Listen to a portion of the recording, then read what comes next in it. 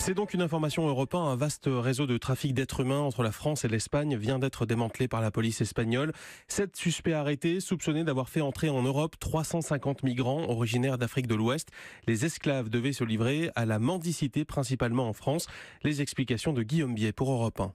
Il promettait l'Eldorado français à des hommes pauvres du Mali, du Sénégal, de Côte d'Ivoire ou de Guinée. Mais très vite, le piège se refermait sur les candidats au départ, car les trafiquants leur fournissaient de faux papiers, organisaient leur transfert jusqu'en Espagne par de petits bateaux. Mais au moment d'arriver enfin en France, ces clandestins étaient revendus à d'autres réseaux, explique l'inspecteur Nieto Barroso de l'unité centrale de lutte contre l'immigration illégale.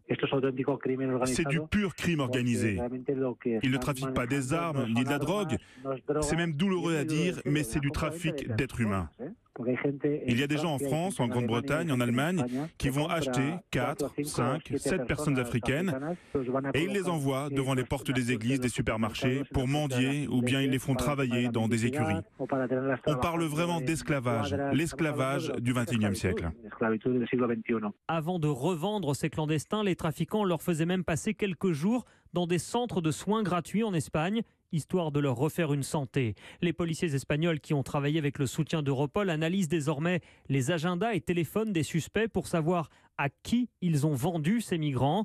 Un trafic d'êtres humains qui leur aurait rapporté des centaines de milliers d'euros. Guillaume Biet avec Salomé Legrand, nous reviendrons.